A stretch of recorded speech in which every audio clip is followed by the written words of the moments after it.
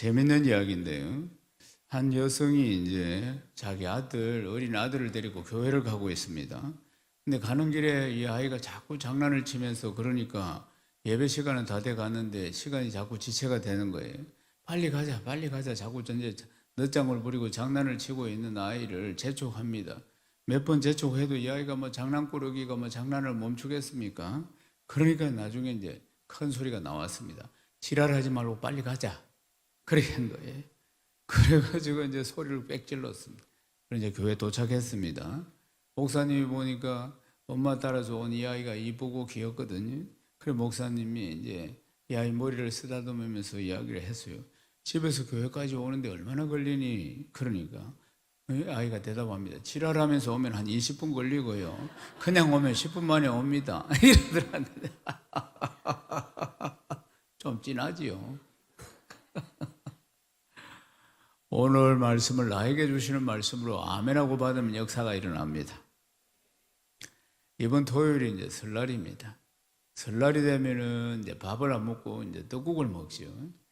그래서 어릴 적에 뭐 어른들이 떡국을 먹어야지 한 살 더 먹는다고 이야기를 하는 겁니다.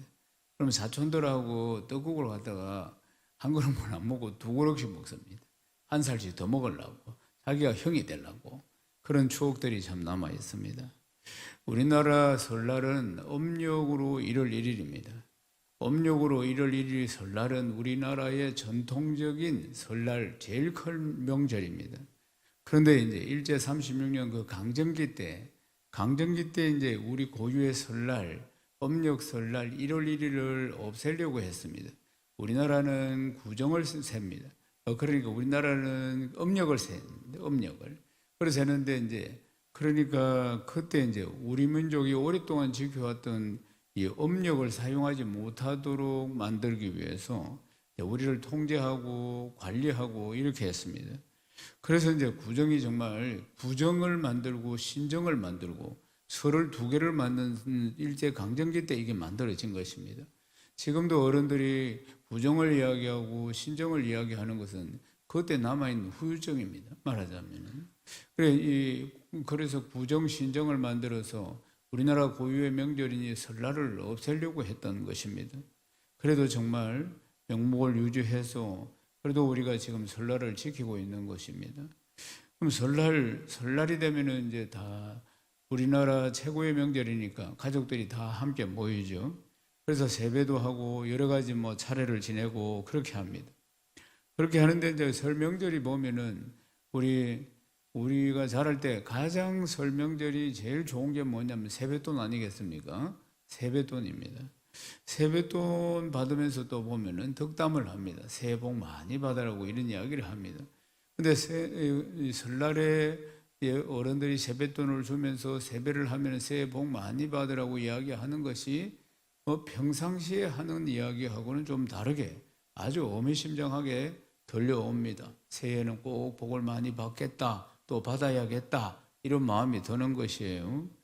그래서 이제 설 명절에 뭐 여러 가지 덕담 중에서도 새해 복 많이 받아라 이 이야기가 굉장히 좋은 것 같고 한편으로는 그 다음에 이제 설 빔을 하죠. 새 옷을 다 입습니다. 새 옷을 설날이니까 전부 새 옷을 다 입는데 이건 다 의미가 있는 겁니다. 그러니까 지난날의 아픔이나 어려움은 다 떨어버리고 이제 새로운 날들이 시작되었다. 그래서 새로운 축복을 받아라. 이런 의미에서 설빔을 하는 것입니다. 그리고 또 떡국을 먹는다. 떡국도 지금처럼 모양이 그래 생긴 게 아니고 이전에는 떡국을 잘랐을 때 이 떡가리를 잘랐을 때 그때 엽전 모양이 나오게 한다든지 아니면은 태양처럼 둥근 모양으로 나온다든지 그렇게 모양이 나오도록 떡국을 썰었던 겁니다. 그건 무슨 뜻을 가지고 있느냐?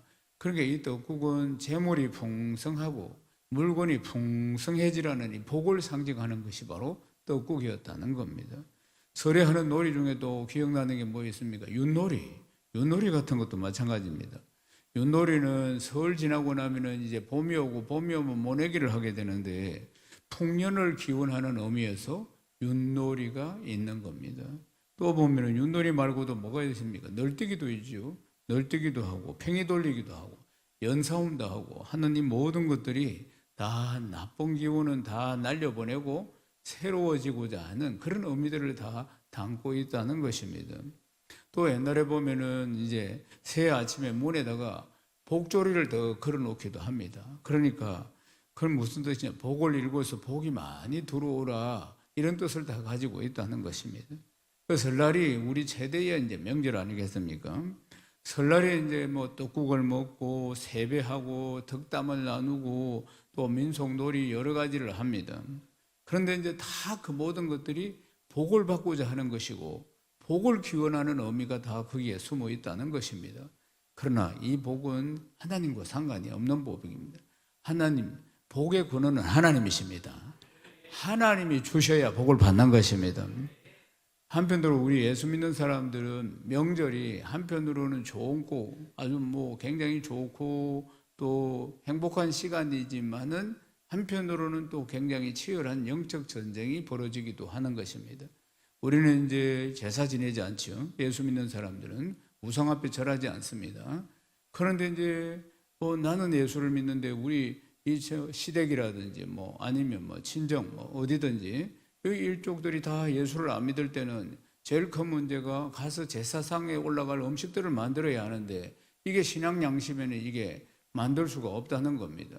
한 번은 이제 젊은 주부가 우리 교회 성도가 저한테 상담을 요청해서 이제 자기 집에 우상을 이 시댁에 너무 많이 섬기는데 자기가 이 명절이 되면 먼저 가가지고 이 며느리가 돼서 우상 앞에 올라갈 제사상에 올라갈 음식을 만들어야 되는데 정말 막 죽기보다 하기 싫다고 이야기하는 거예요. 목사님 이거 어떻게 했으면 좋겠으면 저는 안 가고 싶습니다. 그래요. 제가 가라고 했습니다. 그러니까 예수 믿는 사람 덕을 위해서 가야 된다. 그러니까 가서 섬기라고 했습니다. 어떻게 우상 앞에 올라가는 음식을 제가 손수 만듭니까? 그러니까 이거 다 만지면서 기도하고 떡을 이렇게 다 음식을 만들면서 만지고 십자가 전부 이렇게 거리가 안 볼 때 주의 보일로 덮어주셔. 김치 주의 보일로, 떡 김치 보일로, 뭐 만두 김치 보일로 전부 주 예수 보일로 덮어달라고. 주 예수 보일로, 주 예수 보일로 이거 먹고 전부 다 예수 믿게 하여 주시고 귀신들 다 떠나가게 하여 주옵소서. 속으로 그래 다 기도하면서 음식을 일일이 떡 하나에도 십자가를 그리고 먹는 사람들은 다 체할지어다 이렇게도 하지 말고 예수 믿고 구원받을지어다 다 그렇게 해라고. 열심히 땀 흘리면서 어떤 며느리보다도 더 열심히 시어머니를 도와가지고 음식을 만들고 그렇게 해라. 그러면 예수 믿는 며느리가 참 다르긴 다르다 이런 생각을 하게 될 것이고 그래서 덕이 될 것이고 그리고 나서는 이제 기도한 대로 시간이 지나면서 전부 다 예수 믿게 될 것이라고. 할렐루야. 그래. 하나님의 영광을 위해서 가서 더 열심히 섬겨줘야 되는 거죠. 더 열심히 섬겨. 그랬더니 이제 가서 정말 이제 주 예수 보혈을 선포하고 그렇게 기도하는 마음으로 음식을 만들고 더 며느리 몇 명 중에서 더 열심히 돕고 그랬더만은 시어머니가 감동을 받아가지고 아이고 예수 믿는 며느리가 진짜 다르다 이런 생각을 하게 되고 예수 그리스도인들 부정적인 생각들이 싹 사라지면서 며느리를 보니까 그렇지 않다. 어떤 집의 며느리는 예수 믿는다고 음식하는데 오지도 않는데 그래서 뭐 욕을 바리바리 하는데 가족들이 명절만 되면은. 그런데 우리 집 며느리는 다르구나 생각을 하면서 점점 편견을 버리고 정말 음식 만들 때 기도한 것이 정말 능력이 나타나서 그리고 몇 년 안에 제사를 끊고 그리고 다들 교회로 나오는 복된 역사가 일어나게 됩니다. 할렐루야. 사랑하는 여러분, 이처럼 명절은 예수 믿는 우리에게는 굉장히 치열한 영적 전쟁터가 될 수도 있는 것입니다. 물론 모든 가족들이 다 예수를 믿는다면은 또 다른 문제이겠지만은 참으로 영적 전쟁터가 또 될 수가 있는 것입니다. 사랑하는 여러분, 오늘 본문 말씀에 보면은 야곱이 바로 왕 앞에서 자기 인생을 이야기할 때 나는 나이가 한 130인데 지금 참 나는 험악한 인생을 살았다고 자기 자신을 소개하는 모습을 볼 수가 있습니다. 그러니까 이제 이런 험악한 인생을 살았다. 난 내 나이가 130인데 이렇게 자기를 소개하는 야곱이 바로 왕을 축복하는 그런 장면이 나오는 것입니다. 바로는 왕입니다. 파라오는 왕이요 신입니다. 그러니까 그 당시에 파라오는 신이에요. 그리고 왕이에요. 그리고 절대자예요. 말하자면. 그런데 일개 가나안 땅에서 온 요셉의 아버지 야곱은 족장이에요. 말하자면 족장인데 그 야곱이 자기를 소개할 때 난 빛나는 인생을 살았어 이렇게 이야기하는 것도 아니고 바로 왕 앞에서 나는 험악한 인생을 130 살았다고 이렇게 하면서도 바로 왕을 축복하고 나왔다 그 말입니다. 사랑하는 여러분, 오늘 이 말씀을 잘 깨닫고 이번 설날에 일가 친척들을 다 축복을 하는 복된 역사가 일어나기를 주의 이름 축원합니다. 창세기 47장 9절 말씀을 읽겠습니다. 야곱이 바로에게 아뢰되 내 나그네 길의 세월이 130년이니이다. 내 나이가 얼마 못 되니 우리 조상 나그네 길의 연조에 미치지 못하나 험악한 세월을 보내었나이다 하고. 에서와 야곱은 상둥입니다.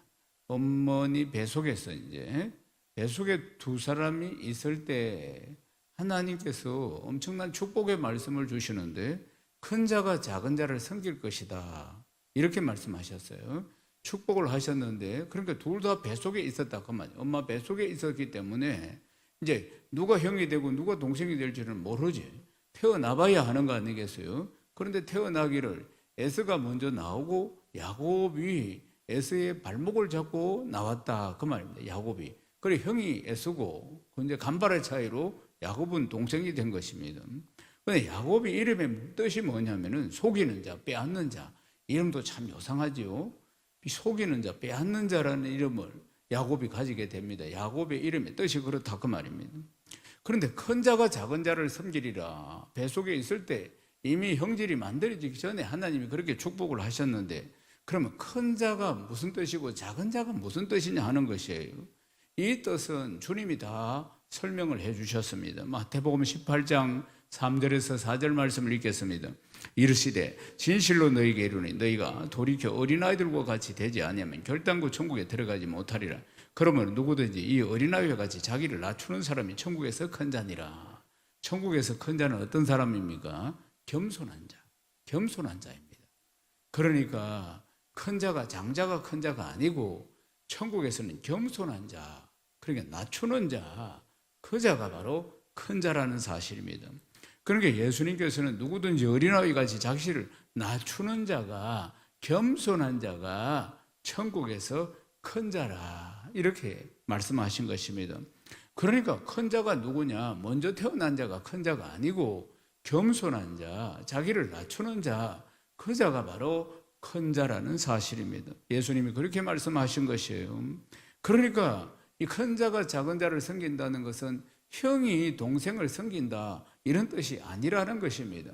겸손한 자가 큰 자이고 큰 자가 그러니까 작은 자를 섬길 것이라 이렇게 말씀하신 것이에요. 그럼 야곱이 이 말씀을 깨달았느냐? 그런데 깨닫지를 못했습니다. 큰 자가 작은 자를 섬길 것이라 하는 것을 깨닫지를 못해서 그 깊은 뜻을 깨닫지 못하고 자기가 둘째로 태어났으니까 장자가 되어야 큰 자가 되는 것이라고 생각을 한 것입니다. 그러니까 그러니까 차자로 태어났으니까 이 장자의 축복권을 자기가 받지 못하니까 어떤 이 잔머리를 막 돌려가지고 이 이름 뜻 자체가 속이는 자, 빼앗는 자니까 형이 가지고 있는 장자의 축복권을 싹 빼앗습니다.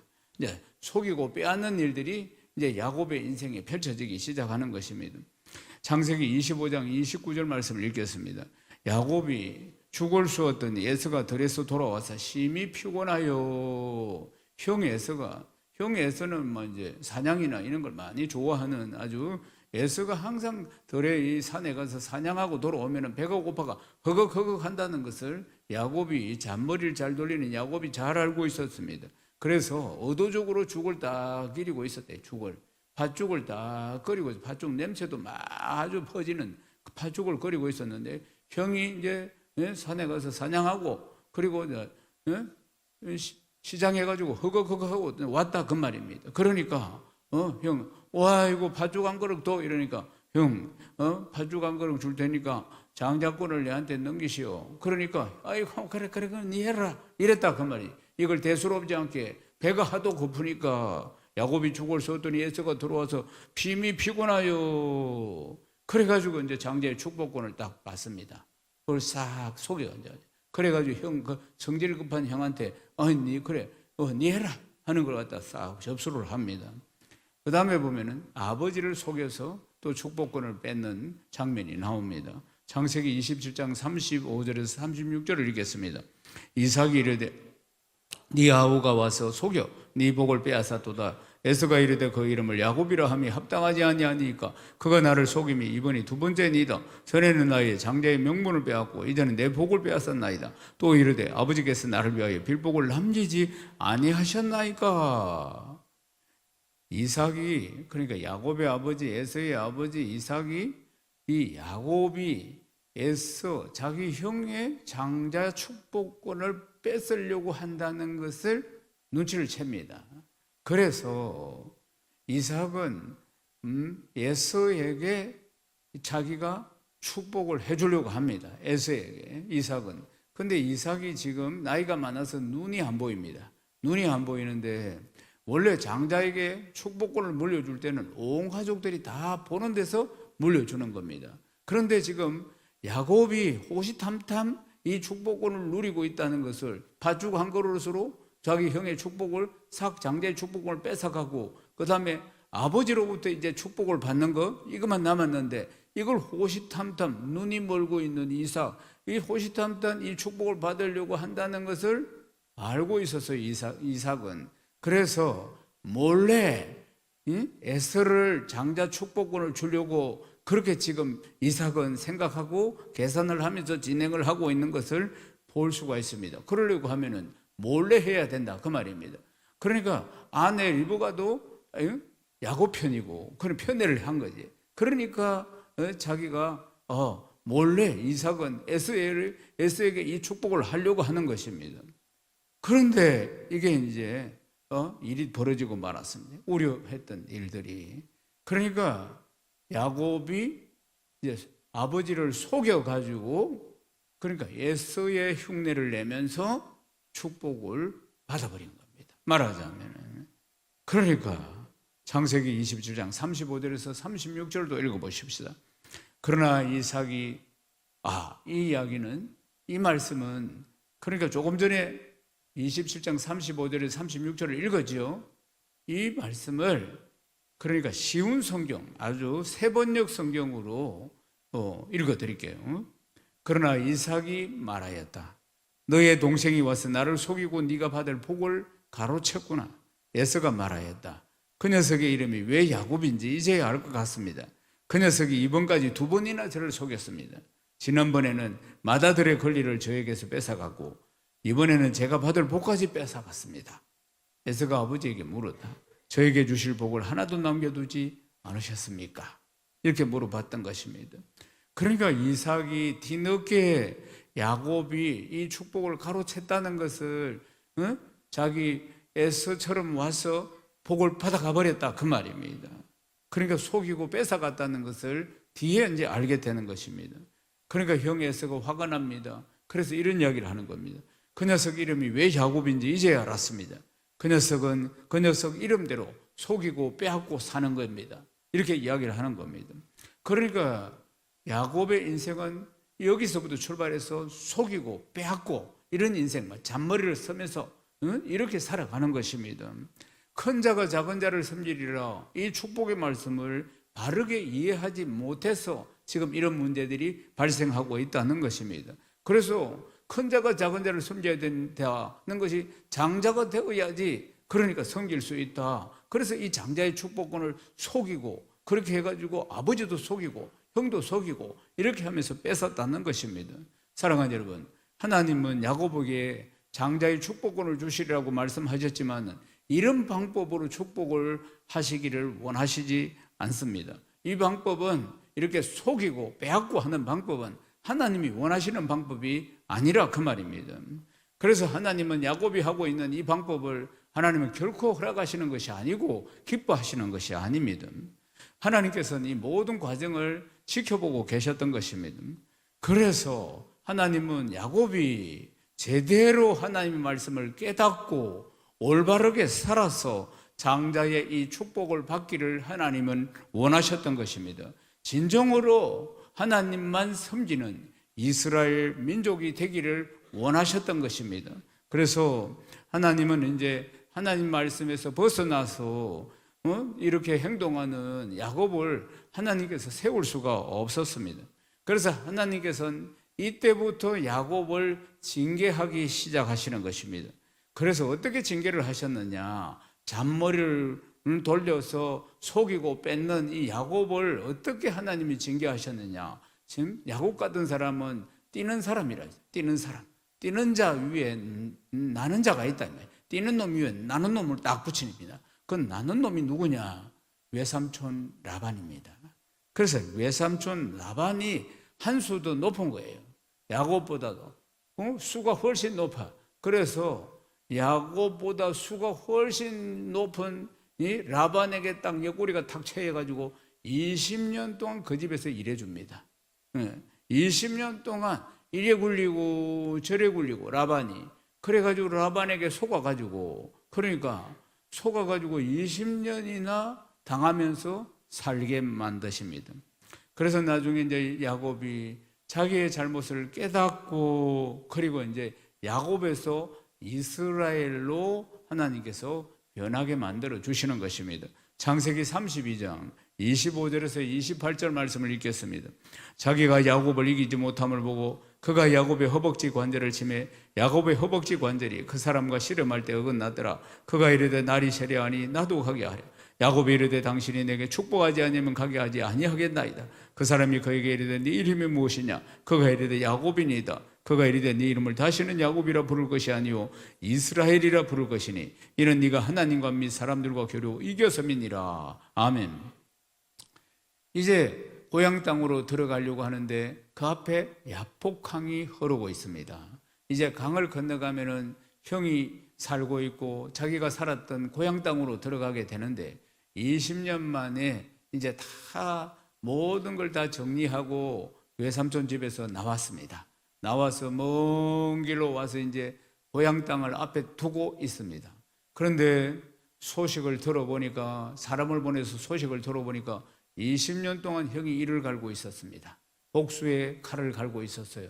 그러니까 야곱을 보이기만 하면은 그대로 죽이려고 칼을 갈고 20년 동안 원한에 사무쳐가지고 있었던 것입니다.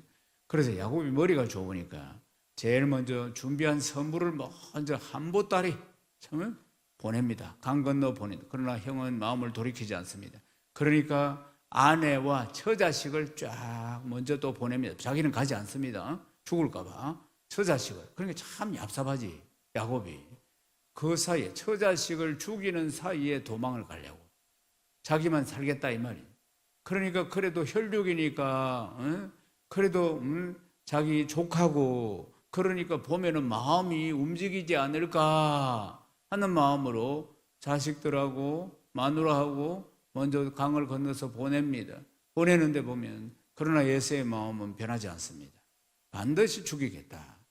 그러니까 이제 오도 가도 못하는 처지에서 그가 이제 하나님 앞에 기도하기 시작했다 하는 것입니다. 그래서 주의 천사가 나서 이 한도뼈를 쳐버린다. 이 한도뼈를 쳐버리다. 성경에 보면은 허벅지 관절을 치매. 이때부터 이제 이 야곱은 절름발이가 됩니다. 나를 축복해달라고 막 몸부림치는 모습을 볼 수 있습니다. 하나님 외에는 이제 답이 없는 것입니다. 자기를 지켜줄 자가 하나님 외에는 아무것도 없는 자기 인간적인 방법은 다 해봤다 그 말이죠. 다 해봤지만은 형의 마음을 돌이킬 수가 없었던 것입니다. 그때 하나님께서 네 이름을 바꾸라. 이제 야곱이라는 인생은 끝났고 이스라엘이 되어야 한다. 이스라엘로 이름을 바꿔주는 장면을 볼 수가 있습니다. 사랑하는 여러분, 그 전까지 지금 한도뼈가 부러지면서 하나님으로부터 축복을 받을 때까지 그 전까지는 자기의 잔머리, 자기 인간의 어떤 경험 이런 거 속임수 이런 걸 가지고 모든 것들을 다 얻으려고 했습니다. 그러나 이제 야곱은 달라졌습니다.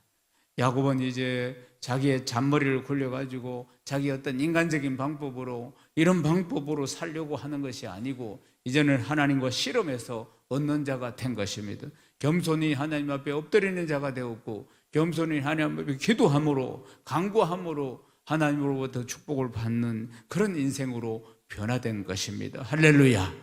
야곱의 정체성이 이때부터 야곱에서 이스라엘로 확실히 바뀌게 된 것입니다. 그전에는 자기 경험으로 자기 인간적인 생각으로 그렇게 살아왔던 야곱이었는데 이제는 하나님 앞에 무릎을 꿇고 하나님 앞에 순종하는 순복하는 삶으로 이제 바뀌게 되었다는 것입니다. 사랑하는 여러분, 하나님께서 야곱의 환도뼈를 쳤다고 하죠. 환도뼈를 쳐버렸다는 것은 그때 야곱의 아집, 인간적인 생각, 내가 낸대하는 자아, 고집 이런 것들이 다 꺾여지는 순간이었다는 것입니다. 이제 하나님 앞에 두 손 두 발 다 들고 순종하는 그런 인생을 살게 되었다는 것을 말씀하고 있는 것입니다. 속이고 뺏고 잔머리 돌리고 자기 인생의 경험으로 살아왔던 그런 야곱이 아니라 무조건 하나님 앞에 순복하고 기도하고 그렇게 승리하는 이스라엘로, 야곱에서 이스라엘로 변화되었다는 사실입니다. 사랑하는 여러분, 성경 말씀을 자세히 보면 인간은 세 가지를 쫓아간다고 합니다. 육신의 정욕, 안목의 정욕, 이 세상의 자랑, 이거 쫓아가고 있다는 것입니다. 이걸 쉽게 표현하면 육신의 정욕은 내가 하고 싶은 것, 안목의 정욕은 내가 되고 싶은 것, 이생의 자랑은 내가 가지고 싶은 것, 이런 것들을 말하는 것입니다. 사랑하는 여러분, 그런 인간은 육신의 정욕과 안목의 정욕과 이 세상의 자랑을 쫓아서 얼마나 부지런히 달려가는지 모릅니다. 그러니까 남들보다 더 높아지고자 하는 것, 더 높은 자리에 앉기를 원하고 더 많은 것을 가지기를 원하고 더 많이 더 높이 인간의 욕망은 끝이 없습니다. 만족이 없습니다. 예를 들어 보십시오. 어떤 여성이 저 명품 가방, 저 리비똥인가 개똥인지 뭐 그거 아이고 저 가방 하나 있으면 좋겠다고 그래 생각하다가 그 가방 하나 얻었습니다. 어떻게 구입했다 그 말이지. 그 가방 하나를 딱 이제 가지게 되면은 너무 좋아. 그러다가 이제 모든 게 다 머리부터 발끝까지 전부 막 리비똥, 새똥, 개똥, 고양이똥으로 다 바르고 싶은 것이 그게 마음이라 그 말입니다. 명품 하나를 걸쳤더만 너무 좋으니까 다른 쪽 모든 게 막 온몸을 명품으로 감고 싶은 것이 인간의 욕망이라 그 말입니다. 그렇습니다. 남자는 어떻습니까? 옛날부터 이제 교통수단이 말이었어요. 옛날부터 교통수단이 말인데 어쨌든 남자들은 더 좋은 말을, 더 잘 달리는 말을 타고 싶은 욕망들이 항상 있었습니다. 오늘날에는 뭡니까? 자동차입니다. 사랑하는 여러분, 우리 자동차, 더 좋은 차를 타고 싶어 하는 것이에요. 이런 것들이 사회적인 자기가 가진 어떤 지위를 이렇게 간접적으로 직접적으로 보여주기 때문에, 그러니까 육신의 정욕, 안목의 정욕, 이 세상의 자랑입니다. 사랑하는 여러분, 그리고 자꾸 올라가려고 합니다. 올라가 계속 올라가려고 합니다. 욕망이라는 것이 끝이 없습니다. 그러나 아무리 올라간다 할지라도 하나님의 영광에 도달할 수가 없습니다. 끝없이 올라가서 본능은 뭐냐? 하나님의 영광까지라도 올라가고 싶어 하는 것이 인간의 본능이라 그 말입니다. 사랑하는 여러분, 사람은 누구나 본능적으로 자기의 바벨탑이 있다 그 말입니다. 높이, 더 높아지고 싶고, 더 영광받고 싶고, 더 인정받고 싶고, 이런 마음들이 본능적으로 인간에게는 있다는 거 아니겠습니까? 사랑하는 여러분, 그러나 결코 하나님의 영광을 받을 수가 없습니다. 인간은 죄인입니다.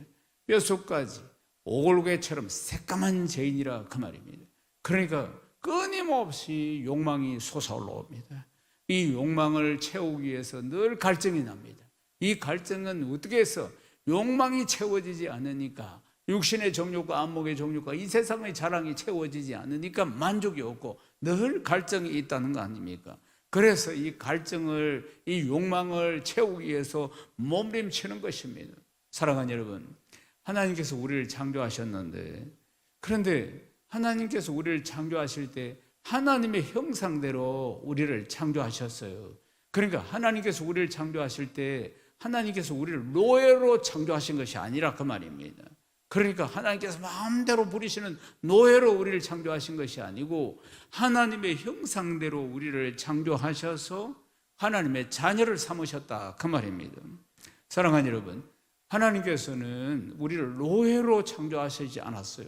그래서 하나님께서 우리에게 하나님의 형상을 닮아 하나님의 자녀 되게 하시고 우리에게 자유의지를 주셨다는 것입니다. 우리를 사랑하고 존중해서 부족한데도 불구하고, 우리가 이렇게 뼛속까지 죄인인데도 불구하고 하나님 우리를 존중하셔서 자유의지를 주신 것이에요. 그래서 에덴 동산 중앙에 있는 선악과도 따먹을 수도 있고 안 따먹을 수도 있고, 그러나 결과는 책임을 져야 한다는 것입니다. 그러니까 우리를 로봇처럼 만들지 않았어요. 리모컨을 가지고 조종할 수 있도록 그렇게 우리를 만드신 것이 아닙니다. 우리에게 자유의지를 주시고 우리를 사랑하시고 우리를 존중하시는 것입니다. 사랑하는 여러분, 그래서 그걸 먹지 마라, 먹으면 결코 안 된다, 그렇게 말씀하셔서, 그러나 따먹을 수도 있고 안 따먹을 수도 있는 것입니다. 그러니까 그 결과를 책임져야 하는 거 아니겠습니까? 하나님은 알고 계십니다. 우리가 그걸 따먹고 범죄할 것을 알고 있습니다. 알고 있습니다. 전능하신 하나님이시니까. 그리고 또 우리가 예수를 믿어도 비틀비틀하면서 우리의 신앙이 왔다 갔다 하면서 이렇게 지금까지 올 것이라는 것도 다 알고 계십니다. 사랑하는 여러분, 우리가 그렇게 뻑하면 육신의 정욕이나 안목의 정욕이나 이 세상의 자랑을 쫓아가는 그런 존재라는 것도 잘 알고 있습니다. 그리고 우리가 교회 한 발, 세상에 한 발, 양발을 걸치고, 그리고 우리가 세상 속에서 허우적거리며 살아갈 것이라는 것도 다 알고 있습니다. 사랑하는 여러분, 그러나 하나님은 기다리십니다. 우리가 자유의지를 우리에게 주셔서 의지적인 결단을 하고 돌아오기를 기다리시는 것입니다. 문 열어놓고, 그러니까 사도행전 15장에 집 나간 둘째 아들 탕자, 그 탕자가 돌아오기를 아버지가 기다린 것처럼, 사랑하는 여러분, 럼브란트의 그림을 보면은 그 아버지가 돌아온 탕자라는 그림이 있는데, 이 그림을 보면은 럼브란트가 어떻게 그려놨느냐면은 이 아들을 수년 동안 집 나간 이 둘째 아들 이 탕자를 그 아버지가 눈물로 지새며 기다리다가 눈물로 지새다가 이 눈이 지디겨져 가지고 거의 시력을 잃을 지경이랍니다. 이 그림을 보면은 그 아버지가 너무 많이 울고 해서 눈이 그래 됐다며, 말하자면 시력이 사라질 정도로 눈이 이렇게 너무나 많이 울고 오랜 시간 동안 그렇게 그림을 그려놨다니, 그게 아버지의 마음이라는 것입니다. 사랑하는 여러분, 하나님께서 여러 차례 그러지 말고 돌아오라, 내 품으로 돌아오라, 아들아 딸아 돌아오라고 구약성경 보십시오. 선지자를 통해서 돌아오라고 선지자 없을 사사시대에 돌아오라고 여러 차례 수도 없이 많이 이야기를 하십니다. 오늘 이 시대도 마찬가지입니다. 우리가 깨닫도록 여러 차례 말씀하십니다. 우리가 의지적인 결단으로 하나님께로 돌아오도록 그렇게 기다리시다가 이제 정말을 알아듣지 못하면은 하나님이 주신 축복을 거두어 가십니다. 이게 징계라는 것입니다. 때로는 몸을 치시기도 하시고, 때로는 소유를 치기도 하시고, 그렇게 하면서 깨닫게 하시고 돌아오게 하신다는 것입니다. 성경 말씀에 징계가 없으면 사생아라고 말씀하셨습니다. 히브리서 말씀에 보면은 징계가 없으면 사생아라, 그 말입니다. 우리가 내 자녀가 잘못할 때 징계를 하지 옆집 아이 징계하지 않습니다. 옆집 아이는 내 아이가 아니기 때문에 말입니다. 내 아이가 말을 해도 못 알아들으면 나중에 매를 때리기도 하고 벌을 주기도 하고 징계를 하는 거 아닙니까? 그래서 징계가 없으면 사생아라.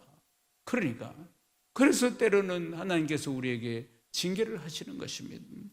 사랑하는 여러분, 이 징계가 바로 하나님 우리 아버지의 양육의 방법이라는 것을 기억해야 하는 것입니다. 하나밖에 없는 아들 예수 그리스도를 죽이시기까지 우리를 사랑하신 하나님 아니겠습니까?